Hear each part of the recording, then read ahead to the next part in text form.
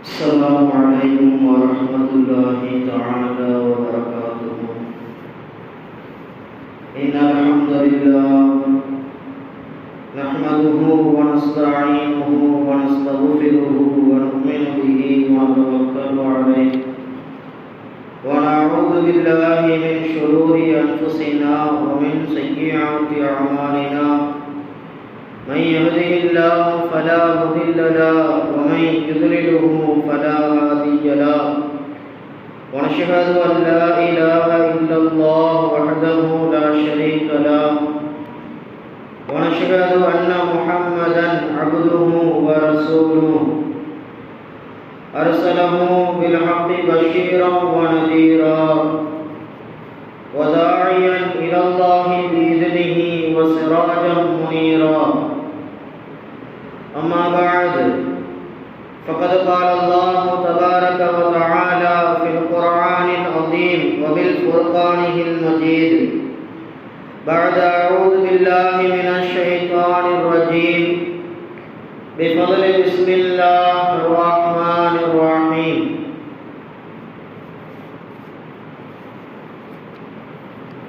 وإن يمسسك الله بضر فلا كاشف له إلا هو وإن يردك بخير فلا راد لفضله يصيب به من يشاء من عباده وهو الغفور الرحيم. وقال رسول الله صلى الله عليه وسلم: لا عدو ولا طيرة ولا هامة ولا سفر، أو كما قال صلى الله عليه وسلم. எல்லா புகழும் புகழ்ச்சியும் நம்மை எல்லாம் முஸ்லிம்களாக முஃமினாக படைத்து மேலும் கண்மணி நாயகம் ரசூலுல்லாஹி ஸல்லல்லாஹு அலைஹி வஸல்லம் அன்னவர்களின் உம்மத்திலே ஒரு அங்கத்தினராக ஒருவராக ஆக்கினானே. அப்படிப்பட்ட அல்லாஹ்விற்கு அனைத்து புகழும் உண்டாகட்டுமாக. அல்ஹம்துலில்லாஹ் அல்ஹம்துலில்லாஹ். அவனுடைய சாந்தியும் சமாதானமும் அளவற்ற கருணையும் கிருபையும் எம்பெருமானார் முஹம்மது முஸ்தபா ரசூலை கரீம் முஜ்தபா ஸல்லல்லாஹு அலைஹி வஸல்லம் அன்னவர்களின் மீதும் அன்னவர்களின் வாழ்க்கையை அடிபரலாமல் அப்படியே பின்பற்றி வாழ்ந்த உத்தம சத்திய சஹாபாக்கள், தாபிஈன்கள், தபா தாபிஈன்கள், வலிமார்கள், இறைநேச செல்வர்கள், சாலிஹான நல்லடியார்கள், குறிப்பாக இந்த அவையிலே வந்து அமர்ந்திருக்கின்ற நம் அனைவர்களின் மீதும் இன்னும் வர இருக்கின்ற ஊரார்கள், ஜமாத்தினர்கள் அனைவர்களின் மீதும் அல்லாஹ்வினுடைய சாந்தியும் சமாதானமும் அளவற்ற கருணையும் கிருபையும் என்றென்றும் நின்று நலவற்றுமாக. ஆமீன் ஆமீன் யா ரப்பல் ஆலமீன். அன்பிற்கினிய அல்லாஹ்வின் நல்லடியார்களே, நாமெல்லாம் அல்லாஹ்வை வணங்கி வழிபடுவதற்காக அவனுக்கு பிடித்தமான ஒரு இடத்திலே அவனுடைய இல்லத்திலே ஒன்று கூடியிருக்கின்றோம். அல்ஹம்துலில்லாஹ் அல்ஹம்துலில்லாஹ். இதுபோல் எல்லா நாட்களும் அவனை வணங்கி வழிபடுகின்ற நல்லடியார்களாகவும் அவன் எதையெல்லாம் செய்யும்படி நமக்கு உத்தரவிட்டானோ அனைத்து விதமான நற்காரியங்களை செய்கின்ற நல்லவர்களாகவும் அவன் எதையெல்லாம் விட்டும் தவிர்ந்திருக்கும்படி நமக்கு உத்தரவிட்டானோ அனைத்து விதமான ஹராமான தீய காரியங்களிலிருந்தும் தவிர்ந்தவர்களாகவும் இருக்கின்ற பாக்கியத்தை வல்ல ரஹ்மான் உங்களுக்கும் எனக்கும் அருள் புரிவானாக. ஆமீன் ஆமீன் யா ரப்பல் ஆலமீன். அன்பிற்கினிய அல்லாஹ்வின் நல்லடியார்களே, நாமெல்லாம் சஃபர் மாதத்தினுடைய முதலாவது ஜும்ஆவிலே வீற்றிருக்கின்றோம். அல்ஹம்துலில்லாஹ். அன்பிற்கினிய அல்லாஹ்வின் நல்லடியார்களே, அல்லாஹ் தஆலா நமக்கெல்லாம் உன்னதமான ஈமானை அல்லாஹ் வழங்கியிருக்கின்றான். அந்த ஈமானிலே நிலைத்திருக்கின்ற பாக்கியத்தையும் வல்லம் அல்லாஹ் நம் அனைவர்களுக்கும் முழுமையாக தந்தருள வேண்டும். அன்பிற்கினிய அல்லாஹ்வின் நல்லடியார்களே, திருமறையும் அருள்நபி ஸல்லல்லாஹு அலைஹி வஸல்லம் அன்னவர்களின் ஹதீஸ்களும் வாழ்க்கை வழிமுறைகளும் நமக்கு இஸ்லாத்தையும் ஈமானையும் அந்த ஈமானினுடைய வாழ்க்கையும் அழகான முறையில் நமக்கு போதித்து தருகின்றது. அந்த அடிப்படையில் ஈமான் கொண்டிருக்கின்ற நமக்கு அந்த ஈமானிலே எந்த ஒரு சஞ்சலங்களும் ஏற்படாமல், ஈமானுடைய நம்பிக்கைகளிலே எந்த ஒரு தவறுதலும் ஏற்படாமல், எந்த ஒரு நிலைகளும் மாறுபடாமல் ஈமானை பாதுகாப்பதற்கான வழிமுறைகளையும், ஈமான் கொண்டிருக்கின்ற நாம் அல்லாஹ்வின் மீது எப்படி நம்பிக்கை வைக்க வேண்டும், ரசூலின் மீது எப்படி நம்பிக்கை வைக்க வேண்டும், வேதங்களின் மீது எப்படி நம்பிக்கை வைக்க வேண்டும் என்கின்ற நம்முடைய வாழ்க்கையினுடைய அனைத்து விதமான நம்பிக்கைக்குரிய விஷயங்களை எல்லாம் பெருமானாரின் மூலமாக அல்லாஹ் நமக்கு கற்று தந்திருக்கின்றான். அந்த நம்பிக்கையான ஈமானுடைய விஷயத்தில் நாம் தெளிவாக அல்லாஹ்விற்கு எந்த ஒரு நிலையிலேயும் மாறுபாடு செய்துவிடாமல், எந்த ஒரு நிலையிலேயும் நம்முடைய ஈமானிற்கு எந்த ஒரு சஞ்சலங்களும் ஏற்படாமல் நாம் பாதுகாத்து கொள்ள வேண்டும் என்பதை திருமறை நமக்கு அழகாக அறிவுறுத்தி காட்டும். அன்பிற்கினே அல்லாஹ்வின் நல்லடியார்களே, அந்த அடிப்படையில் ஈமானுடைய விஷயத்திலே நாம் கொஞ்சம் தெளிவாக, நாம் கொஞ்சம் கவனமாக இருக்க வேண்டும் என்பதையும் மார்க்கம் நமக்கு அறிவுறுத்துகின்றது. அல்லாஹ் திருமறையிலே ஒரு இடத்திலே அழகாக சொல்லி காட்டுவான், وَإِنْ يَمْسَسْكَ اللَّهُ بِضُرٍّ فَلَا كَاشِفَ لَهُ إِلَّا هُوَ وَإِنْ يُرِدْكَ بِخَيْرٍ فَلَا رَادَّ لِفَضْلِهِ يُصِيبُ بِهِ مَن يَشَاءُ مِنْ عِبَادِهِ وَهُوَ الْغَفُورُ الرَّحِيمُ. அல்லாஹ் அழகாக சொல்லி காட்டுவான், وَإِنْ يَمْسَسْكَ اللَّهُ بِضُرٍّ, உங்களை எந்த ஒரு தீங்கும் உங்களை வந்து அடையாது, அல்லாஹ்வினுடைய நாட்டம் அல்லாமல் எந்த ஒரு தீங்கும் உங்களை வந்தடையாது என்பதாக அல்லாஹ் அழகாக சொல்லி காட்டுவான். அதே போன்று அல்லாஹ் சொல்லுவான், وَإِنْ يُرِدْكَ بِخَيْرٍ, எந்த ஒரு நன்மையும் எவராலும் உங்களுக்கு செய்துவிட முடியாது அல்லாஹ் நாடினாலே, அல்லாஹ் நாடாமலே தவிர. அதே போன்று அல்லாஹ் நாடுகின்ற எந்த ஒரு நன்மையாக இருந்தாலும் அதனை யாராலும் தடுத்துவிட முடியாது என்பதாக அல்லாஹ் திருமறையிலே அழகாக சொல்லி காட்டுவான்.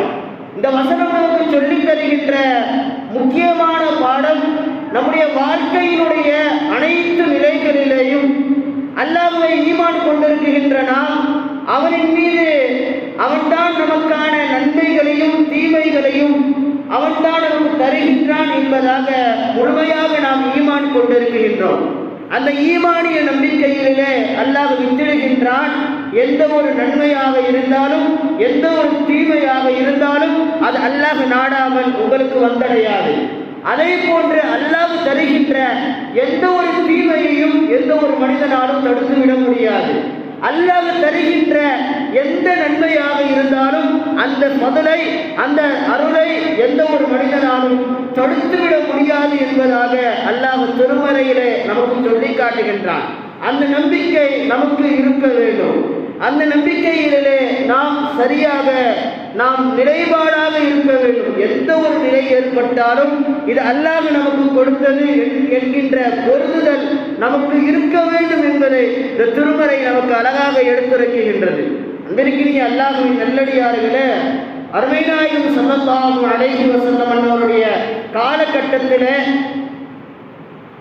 ஈமானை பெருமானார் ஸல்லல்லாஹு அலைஹி வஸல்லம் அவர்கள் சஹாபா பெருமக்களுக்கு மத்தியிலே எப்படியெல்லாம் பாதுகாத்திருக்கின்றார்கள் என்று நாம் பார்க்கின்ற பொழுது இந்த சஃபருடைய மாதம் பெரும் எடுத்துக்காட்டாக இருக்கின்றது. காரணம் என்னவென்று சொன்னால், அன்றைய அரபிகளிடத்திலே சஃபரை குறித்தான மூட நம்பிக்கைகள், சஃபரை குறித்தான ஈமானிலே தீங்கு விளைவிக்கின்ற நம்பிக்கைகள் எல்லாம் அன்றைய அரபிகளிடத்திலே இருந்தது. எந்த அளவிற்கு என்று சொன்னால், அருமை நாயகம் ஸல்லல்லாஹு அலைஹி வஸல்லம் அவர்கள் எப்படி ஈமானை அந்த சஹாபாக்களுக்கு மத்தியிலே ஊட்டினார்களோ அதே போன்று அவர்களிடத்திலே இருந்த தீய பழக்க வழக்கங்களை, மூட நம்பிக்கைகளிலே அவர்களை அதை விட்டும் அப்புறப்படுத்துவதிலே பெருமானார் பெரும்கரம் கண்டிருக்கின்றார்கள் என்பது நமக்கு ஹதீஸ்களின் மூலமாக தெளிவாக தெரியும். அன்பிற்கினே அல்லாஹ்வின் நல்லடியார்களே, பெருமானார் ஸல்லல்லாஹு அலைஹி வஸல்லம் அவர்கள் இப்படி சொல்லுவார்கள், அலா குல்லி ஷைஇன் மின் அம்ரில் ஜாஹிலிய்யத்தி தஹத்த கதமின் மௌதுஆ.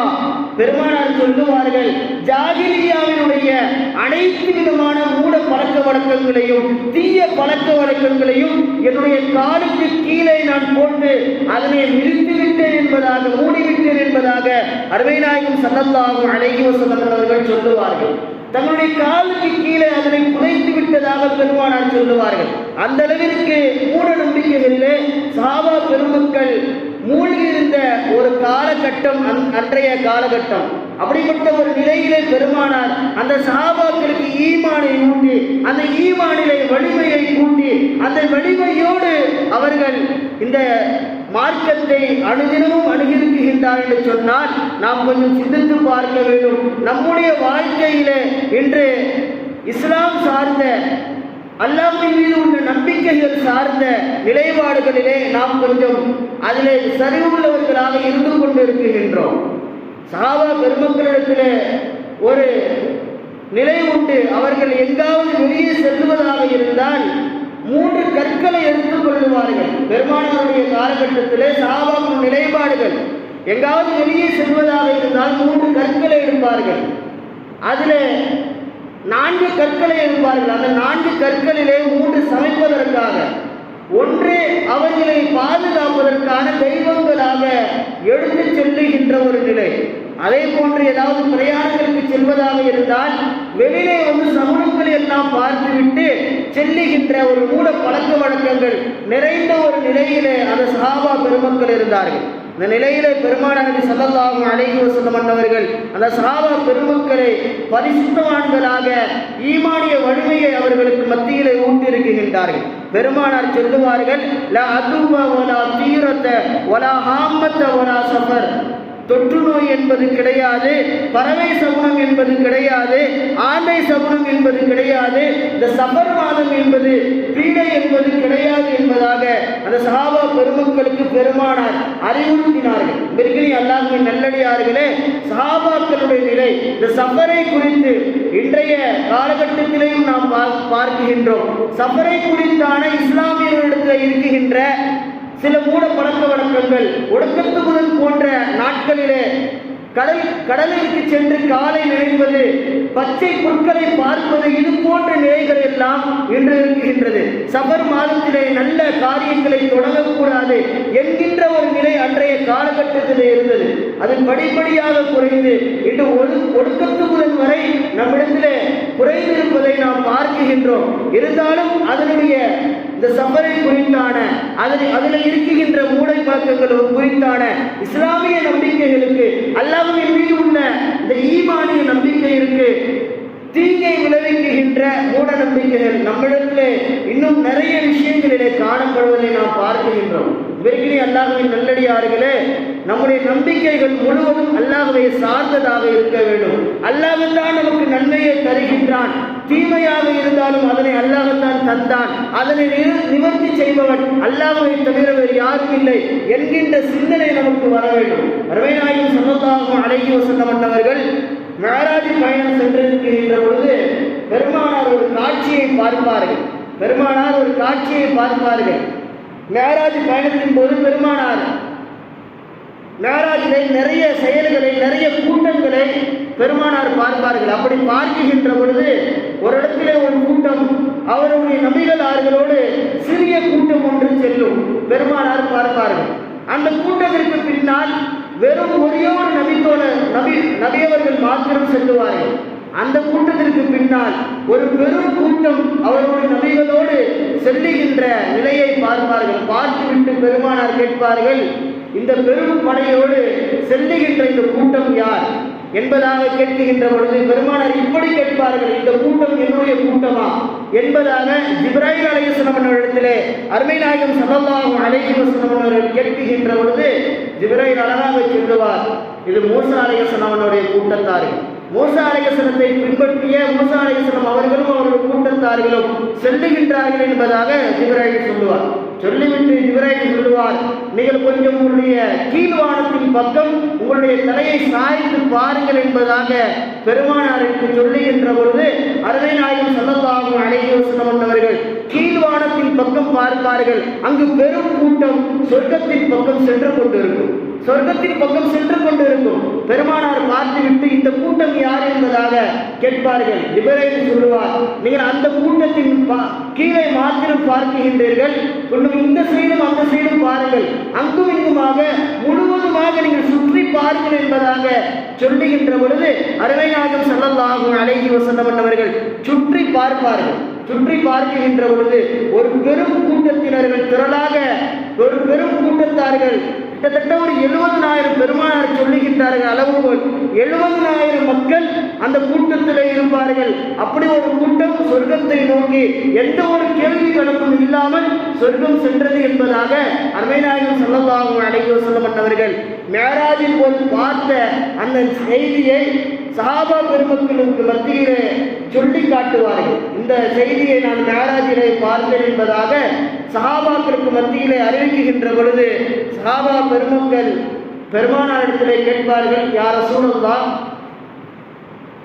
பெருமானார் சொல்லிவிட்டு பெருமானார் ஸல்லல்லாஹு அலைஹி வஸல்லம் அவர்கள் வீட்டிற்குள்ளே சென்று விடுவார்கள். இங்கு சலசலப்பாக சஹாபா பெருமக்கள் பேசிக் கொள்வார்கள்.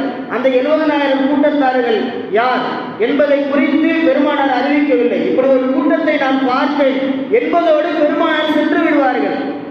சஹாபா பெருமக்கள் அந்த கூட்டத்தார்கள் யார் என்பதாக தங்களுக்குள்ளே பேசிக் கொள்ளுகின்ற பொழுது சஹாபா பெருமக்கள் ஒரு கூட்டத்தார்கள் சொல்லுவார்கள், அவர்கள் நாம் தான். காரணம், நாம் பெருமானாரை பார்த்திருக்கின்றோம், அருமை நாயகத்தினுடைய வழியின் பிரகாரம் நாம் வாழ்ந்து வருகின்றோம், எனவே அந்த கூட்டத்தார்கள் நாமத்தான் இருக்க முடியும் என்பதாக சஹாபா பெருமக்கள் பேசிக்கொள்ளும் ஒரு கூட்டத்தார்கள் சொல்லுகின்றார்கள்.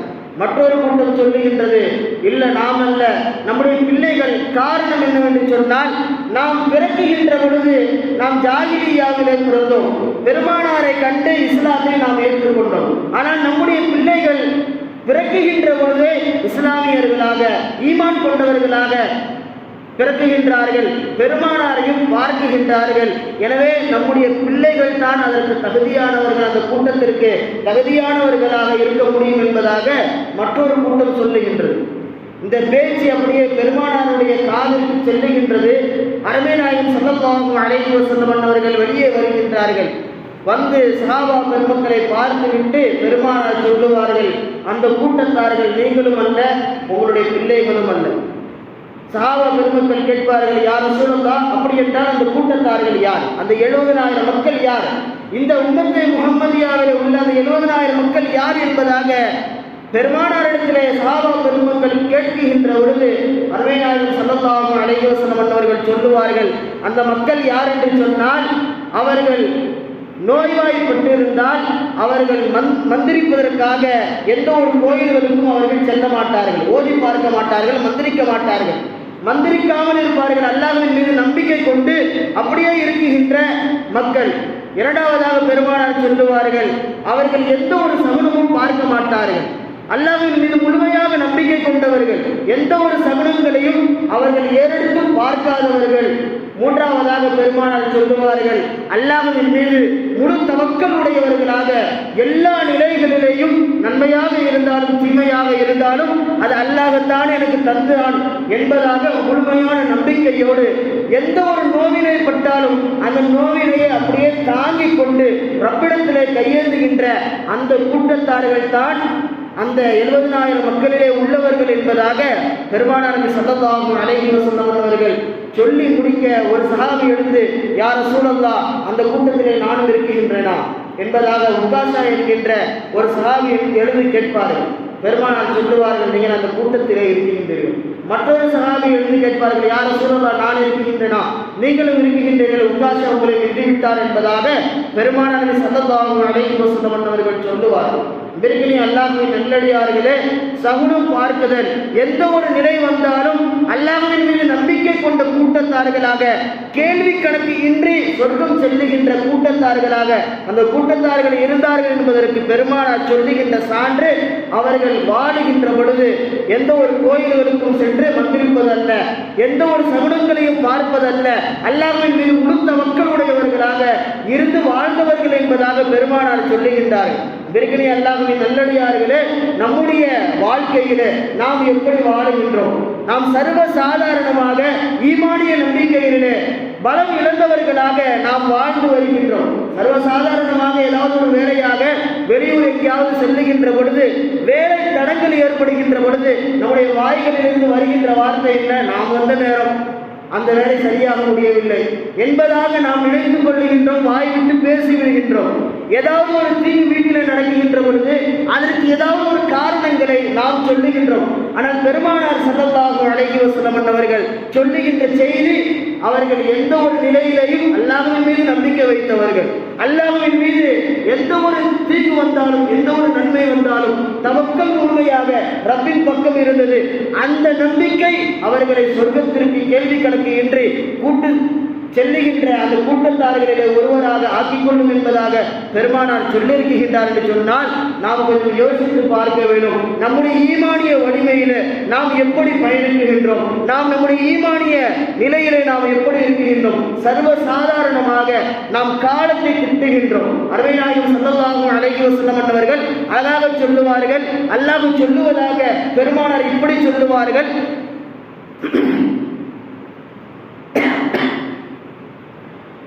பெருமானார் ஸல்லல்லாஹு அலைஹி வஸல்லம் அவர்கள் அழகாக சொல்லுவார்கள், அல்லாஹ் அறிவித்தான் என்பதாக ஹதீஸை குர்சியை பெருமானார் சொல்லுவார்கள். யுஹதினி இப்னு ஆதம், ஆதமுடைய மகன் என்னை நோவினைப்படுத்துகின்றான். ஆதமுடைய மகன் என்னை நோவினைப்படுத்துகின்றான். அல்லாஹ் சொல்லுவதாக பெருமானார் சொல்லுவார்கள்.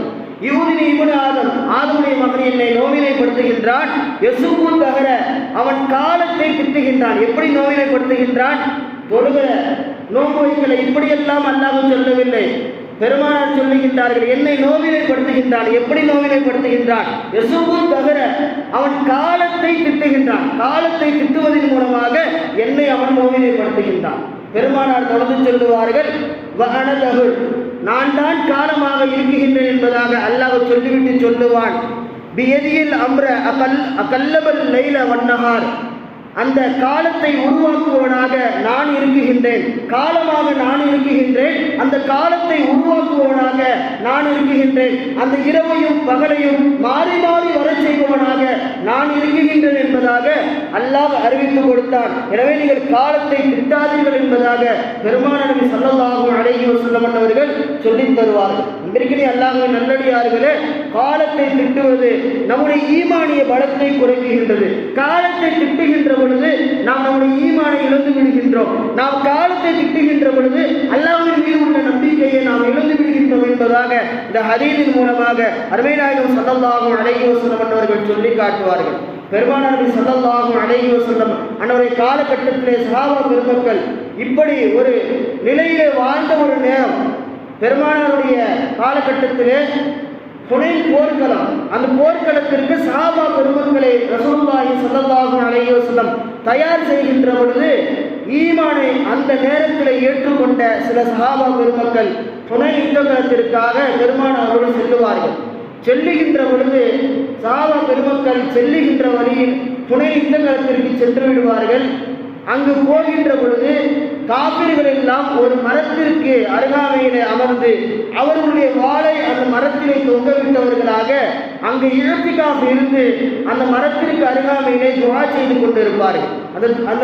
அந்த மரத்தை தெய்வமாக ஏற்று இந்த மரம் நமக்கு நன்மை செய்யும் என்பதாக காபிர்கள் எண்ணிக்கொண்டு துஆ கேட்டுக் கொள்கின்ற நிலையை சஹாபா பெருமக்கள் பார்ப்பார்கள். பார்க்கின்ற பொழுது ஈமானுக்கு புரியதாக வந்த சஹாபா பெருமக்கள் அல்லவா, உடனே அதனை பார்த்துவிட்டு பெருமானாரிடத்திலே வருவார்கள். யா ரசூலல்லாஹ், அந்த சஹாபா பெருமக்கள் எல்லாம் ஒரு மரத்தை கடவுளாக வைத்து அதிலே அவர்கள் துஆ செய்து கொண்டிருக்கின்றார்கள், ஏற்றுக்காக இருக்கின்றார்கள். அந்த மரம் அவர்களுக்கு நன்மை செய்யும் என்பதாக அவர்கள் நாடுகின்றார்கள். இதே போன்று எங்களுக்கும் நீங்கள் ஒரு மரத்தை நீங்கள் தயார் செய்து கொடுங்கள் என்பதாக பெருமானாரிடத்திலே அந்த சஹாபா பெருமக்கள் கேட்கின்ற பொழுது அருமை நாயகம் ஸல்லல்லாஹு அலைஹி வஸல்லம் அவர்கள் அழகாக சொல்லுவார்கள், மூசா அலைஹிஸ்ஸலாம் அவருடைய கூட்டத்தார்கள் மூசா அலைஹிஸ்ஸலாம் அவரிடத்திலே கேட்டதை போன்று நீங்கள் என்னிடத்திலேயும் கேட்கின்றீர்கள் என்பதாக பெருமானார் சொல்லிவிட்டு பெருமானார் அவர்களுக்கு சொல்லுவார்கள், அந்த மூட பழக்க வழக்கங்களை முற்றிலுமாக நான் தவிர்க்கின்றேன். அதன் மூலமாக நமக்கு எந்த ஒரு நன்மையும் ஏற்படாது. அல்லாஹ்தான் நமக்கு முழுமையான நன்மைகளை செய்பவனாக இருக்குகின்றான் என்பதாக அவர்களுக்கு மத்தியிலே ஈமானிய உணர்வை பெருமானார் ஸல்லல்லாஹு அலைஹி வஸல்லம் அவர்களுக்கு மத்தியிலே சொல்லி காட்டி ஈமானிய பலத்தை அவர்களுக்கு கூட்டுவார்கள். வெறுக்கிறேன் அல்லாஹ்வின் நல்லடியார்களே, நாமும் கொஞ்சம் சிந்தித்து பார்க்க வேண்டும். நம்முடைய வாழ்க்கையில இவர் நமக்கு நன்மை செய்வார், இவர் நமக்கு உதவி தர முடிவார், இவர் நம்முடைய வாழ்க்கையிற்கு பிரயோஜனமாக இருப்பார், இந்த இடத்திலே நாம் வேலை செய்தால் நாம் நல்ல நிலைமையிலே வந்துவிடலாம், இந்த இடத்திலே நாம் சம்பாதித்தால் நாம் சீக்கிரமாக நம்முடைய பொருளாதாரத்தை அதிகரித்து விடலாம். இப்படியெல்லாம் நம்முடைய சிந்தனைகள் பலவிதமாக மனிதனை சார்ந்து, பொருளாதாரத்தை சார்ந்து, காலங்களை சார்ந்து, இதிலையெல்லாம் நம்முடைய ஈமானிய அல்லாஹ்வின் மீது உள்ள நம்பிக்கைகளை மாற்றி நாம் இப்படி வைத்திருக்கின்றோம். நாம் கொஞ்சம் மாற வேண்டும். நம்முடைய எல்லா நிலைகளிலேயும் யாராலும் நமக்கு நன்மையை செய்துவிட முடியாது, அல்லாஹ்தான் நமக்கு நன்மையை செய்வான் என்கின்ற நம்பிக்கை நமக்கு வர வேண்டும். எந்த ஒரு மனிதனாலும் அவனிடத்திலே நான் வேலை செய்வதாக இருந்தாலும் அந்த வேலையின் மூலமாக அவன் தான் எனக்கு சம்பளம் கொடுப்பவனாக இருந்தாலும், என்னுடைய முதலாளியாக இருந்தாலும் அவனின் மூலமாகத்தான் எனக்கு நன்மை நடக்கும் என்பதாக நாம் எந்த ஒரு நிலையிலையும் கருதிவிடக் கூடாது என்பதை இஸ்லாம் நமக்கு தெல்ல தெளிவாக சொல்லுகின்ற வசனத்தை தான் உங்களுக்கு முன்பதாக நான் ஓதி காமித்தேன். எந்த ஒரு தீமையும் அல்லாஹ் நாடாமல் நமக்கு நடக்காது. யார் ஒருவரும் எந்த ஒரு தீமையும் அல்லாஹ் நாடாமல் நமக்கு செய்து விடவும் முடியாது. எந்த ஒரு நன்மையும் அல்லாஹ் நாடாமல் நமக்கு நடக்காது. அல்லாஹ் நாடுகின்ற எந்த ஒரு நன்மையையும் எவராலும் தடுத்து விடவும் முடியாது என்கின்ற முழு நம்பிக்கையை நாம் வைக்க வேண்டும் என்பதாக திருமறை நமக்கு சொல்லித் தருகின்றது. நம்முடைய வாழ்க்கையில நாம் முழுமையான ஈமான் கொண்டவர்களாக, அல்லாஹ்வின் மீது அதீத நம்பிக்கையை முழுமையாக வைத்தவர்களாக, ஈமானியை வலிமையோடு வாழுகின்ற நன்மக்களாக ஆகி அந்த சொர்க்கம் செல்லுகின்ற, கேள்வி கணக்கு இன்றி சொர்க்கம் செல்லுகின்ற நன்மக்களிலே ஒருவராக அல்லாஹ் நம் அனைவர்களையும் ஆக்கியருள் புரிவானாக. அல்ஹம்துலில்லாஹி ரப்பில் ஆலமீன். அஸ்ஸலாமு அலைக்கும் வரஹ்மத்துல்லாஹி தஆலா வபரகாத்துஹு.